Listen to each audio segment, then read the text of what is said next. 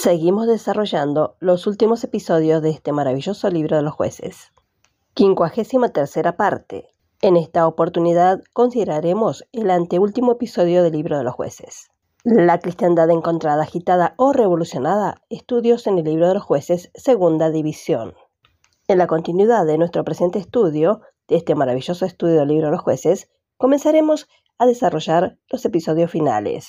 Y para ello seguiremos compartiendo los respectivos sucesos del capítulo 19. Dentro de la segunda división del presente libro, y entender así el panorama general de los distintos sucesos que se llevan a cabo.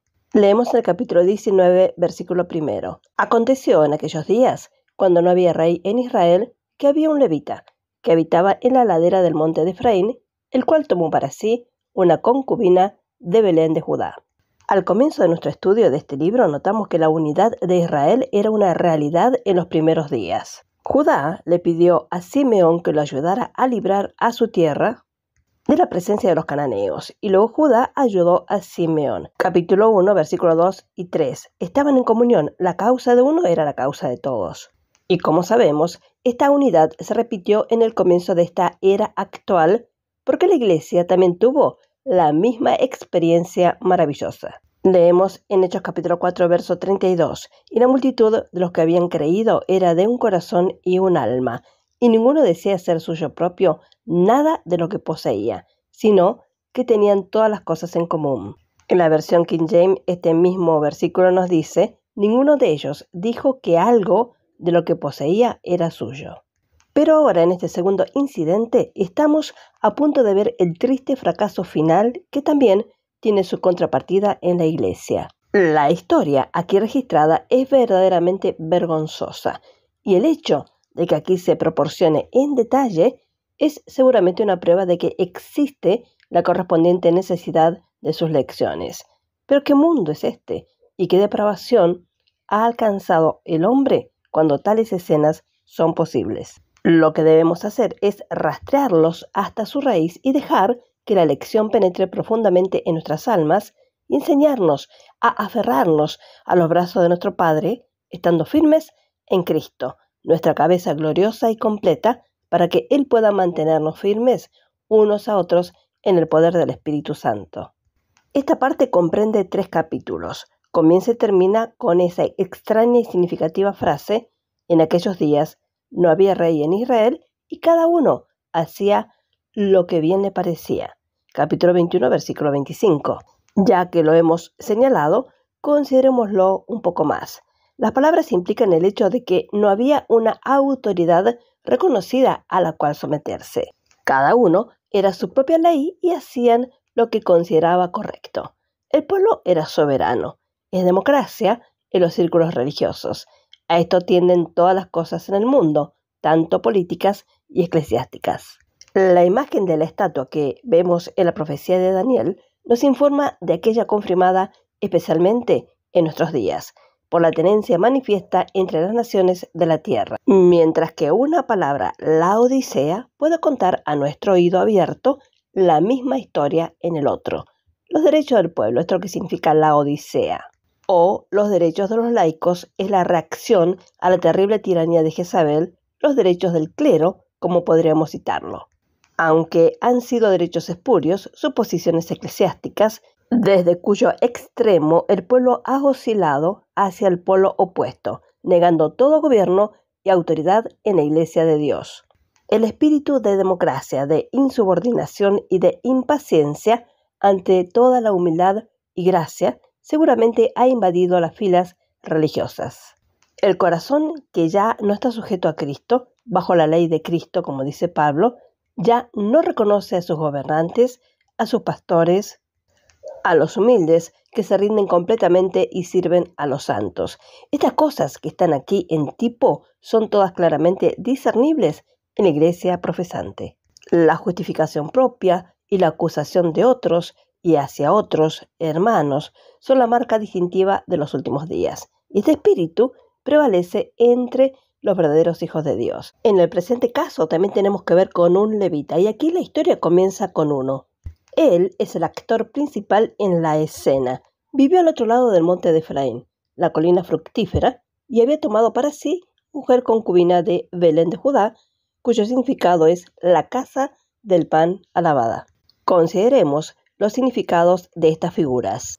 Este levita representa al Señor Jesucristo, el verdadero ministro de Dios. La mujer figura la cristiandad, que dice ser la esposa de Cristo. Pero observe el hecho importante de que ella no es su esposa legítima y casada, solo es una concubina y además ella no le es fiel. Parte a casa de su padre donde ella tiene otros amantes. El padre sin duda representa a los gentiles de los cuales la mujer forma parte. El levita se levantó y fue tras la mujer para hablarle amistosamente. Él no la reprende por sus votos rotos, sino que se esfuerza para cortejarla para sí.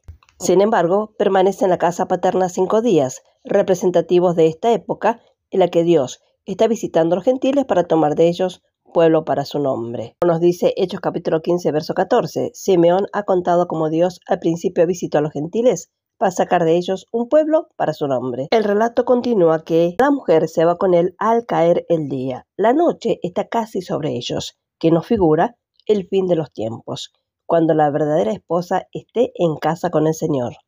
En los versículos 11 y 12 nos dice, y cuando llegaron junto a Jebús, el criado dijo a su señor, ven ahora y entremos en esta ciudad de los jebuseos y nos alojemos en ella. Pero su señor le dijo, no nos desviaremos acá a ciudad de extraño, que no sea de los hijos de Israel, y pasaremos a Gabá. Jerusalén es la ciudad de Dios y significa doble fundamento de paz. Este no le ofrece refugio. Ya no se le conoce por su nombre. Ahora es Jebús, que significa pisoteado, porque está en manos de extraños.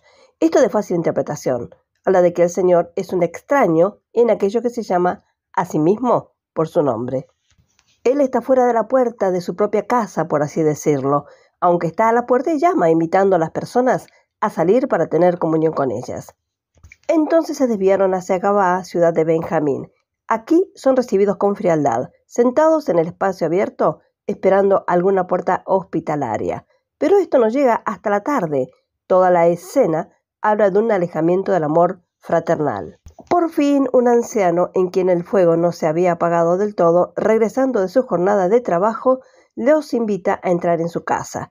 El levita había deseado entrar en una casa de ciudad israelita y no en la ciudad de un extraño. Pero descubren que Gabá no es más que Sodoma otra vez. E Israel nunca cambia este carácter. Porque el Señor clama mucho tiempo después hablando de los profetas, en Jeremías capítulo 23, verso 14. Y en los profetas de Jerusalén he visto torpezas. Cometían adulterios y andaban en mentiras, y fortalecían las manos de los malos para que ninguno se convirtiese de su maldad. Me fueron todos ellos como Sodoma y sus moradores como Gomorra. Y aquí está la prueba de esto. Cada rasgo impactante de Sodoma se ve en esta ciudad de Gabá, así como la cristiandad puede producir el mismo fruto malo que el paganismo. Tenemos el catálogo de cada uno. Compare 2 Timoteo capítulo 3 versículo 1 al 5 con Romanos capítulo 1 versículo 29 al 32 y vea la correspondencia, el carácter de los hombres en los postreros días. Leemos la referencia, 2 Timoteo capítulo 3 versículo 1. También debes saber esto, que en los postreros días vendrán tiempos peligrosos. Verso 2. Porque habrá hombres amadores de sí mismos, avaros, vanagloriosos, soberbios, blasfemos, desobedientes a los padres, ingratos e impíos. Versículo 3. Sin afecto natural, implacables, calumniadores, intemperantes, crueles, aborrecedores de lo bueno. Versículo 4. Traidores, impetuosos, infatuados, amadores de los deleites más que de Dios. Verso 5. Que tendrán apariencia de piedad, pero negarán la eficacia de ella. A estos evita. Romanos capítulo 1, verso 29. Estando atestados de toda injusticia, fornicación, perversidad, avaricia, maldad, llenos de envidia, homicidios, contiendas, engaños y malignidades. Verso 30. Murmuradores, detractores, aborrecedores de Dios, injuriosos, soberbios, altivos, inventores de males, desobedientes a los padres. Verso 31. Necios, desleales, sin afecto natural, implacables, sin misericordia. Verso 32. Quienes, habiendo entendido el juicio de Dios, que los que practican tales cosas son dignos de muerte, no solo las hacen, sino que también se complacen con los que las practican. El hombre es el mismo en todas las épocas. La única diferencia es que está más declive y se ha degradado más entre el primer estado y el último. Vil, impuro, ardiendo en pasiones de las que es un esclavo inconsciente, de las que no puede librarse por ningún medio. Y ningún medio exterior, es decir, la forma, no le va a ayudar. Debe haber otro nacimiento, un cambio interno en el alma antes de que pueda producirse cualquier cambio externo. Pero ¿por qué este vergonzoso historial aquí? ¿Cuáles son las lecciones para nosotros sobre quienes ha llegado el fin de los tiempos? Creemos que está cargado de la enseñanza más grave y profunda para los últimos días, la cual haremos bien en profundizarla. El levita entrega a su concubina a estos hombres degenerados de Belial. Él la abandona a la lujuria de la multitud. La luz de la mañana revela el coste total de la huida de ellos. El cuerpo deshonrado de la mujer yace muerto a la puerta, con las manos sobre el umbral transgredido, como si pidiera aquella protección que no encontró. El levita lleva el cuerpo a su casa, luego lo corta en 12 pedazos y envía una porción a cada una de las tribus, como testimonio de que el mal no es de unos pocos, sino de toda la nación. Es universal, como asegura el comentario de las Escrituras. Verso 30. No se ha hecho ni visto cosa semejante desde el día que los hijos de Israel subieron de la tierra de Egipto hasta el día de hoy. Y las condiciones nunca antes estuvieron maduras para ello. Todo esto es maravillosamente significativo. Como se dijo, la concubina representa a la mujer falsa de destino vergonzoso. La famosa ramera de las Escrituras, la madre de las rameras y de las abominaciones de la tierra. Apocalipsis capítulo 17, verso 5. Este último es representativo de Roma.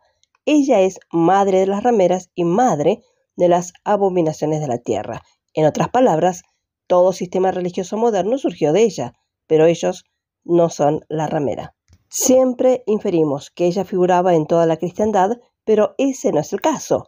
El protestantismo no está incluido. Solo Roma es la mujer. Ella es la primera iglesia, aunque se alejó mucho del poder de la verdad. Pero se aferra a sus principios fundamentales del cristianismo.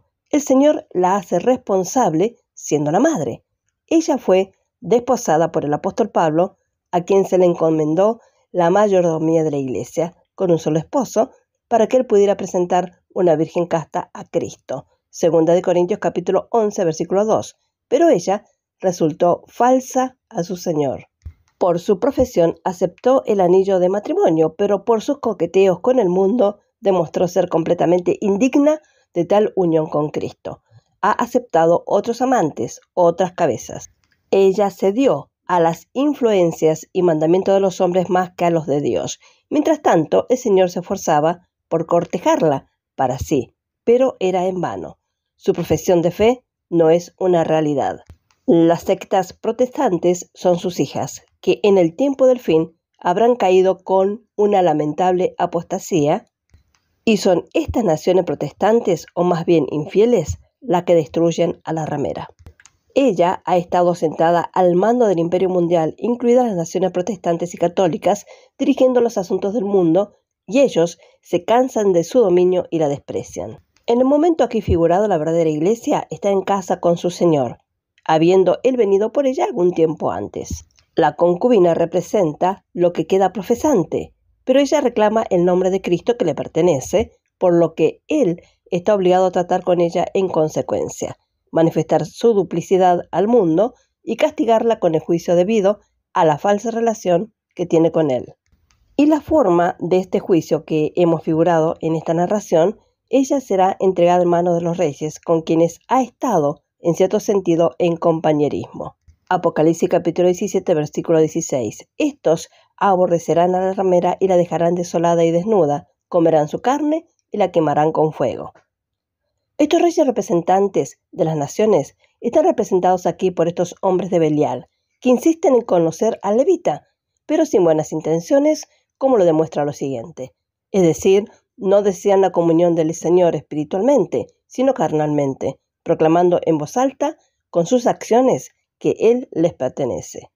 Pero Cristo, representado por el levita, negó tal asociación, entregando en sus manos a la mujer falsa, la iglesia, que ha estado en comunión culpable con el mundo, que está en enemistad con Dios, aunque ellos afirmen lo contrario. Y finalmente recibirá su recompensa completa de manos de las naciones que aunque no sean naciones llamadas cristianas, en ese momento figuran en una liga de naciones sobre la cual reina la ramera. Y Dios pondrá en el corazón de algunos de ellos el volverse y desgarrarla. Y el cuerpo disecado nos aporta más luz sobre este interesante tema. El cuerpo de Cristo, la Iglesia, ha sido dividida en multitud de sectas y divisiones, como se manifiesta en todas partes, cuya causa es que a hombres no regenerados se le ha permitido entrar en su redil reclamando comunión con Cristo. 2 Corintios capítulo 11, versículo 2, porque os celo con celo de Dios, porque os he desposado con un solo marido para presentaros como una virgen pura a Cristo. Estos últimos son, aunque indirectamente, la causa de su caída, porque Dios se venga de sus relaciones ilícitas con ellos. Se han unido a este gran sistema religioso que tiene poder sobre todo el mundo. Ella se ha rendido a su abrazo, ha buscado su protección e influencia, y ellos son los jefes reconocidos de la Iglesia más que Cristo. Él es su esposo solo de nombre, y este es el significado del envío de porciones del cuerpo disecado a cada una de las 12 tribus. Todas las naciones han estado en comunión culpable con esta famosa ramera. Por lo tanto, Cristo los juzga a todos culpables de su fin prematuro. Él echa la culpa al mundo que la ha reclamado como propia, a quien ella ha amado y con quien ha vivido en armonía. Aunque de la figura, así como de la palabra segura de la profecía, inferimos que no todas las naciones son directamente instrumentales de su asunto o en el asunto de su destrucción. Leemos que son solo los 10 cuernos de la bestia los que odian a la ramera, etc. Poderes aliados con la Liga de las Naciones por un corto periodo de tiempo. Apocalipsis capítulo 17, versículo 16. Y los 10 cuernos que viste en la bestia, estos aborrecerán a la ramera y la dejarán desolada y desnuda, y devorarán sus carnes y la quemarán con fuego. Hay otros reyes representados por las 7 cabezas de la bestia, y vi una bestia que tenía 7 cabezas levantarse del mar. Apocalipsis capítulo 13, versículo 1. Las naciones más destacadas que componen la liga, que se lamentan y se lamentarán por ella cuando vean el humo de su incendio. Leemos la referencia en Apocalipsis capítulo 18, versículo 9. Y los reyes de la tierra que han fornicado con ella, y con ella han vivido en deleites, llorarán y harán lamentación sobre ella cuando vean el humo de su incendio.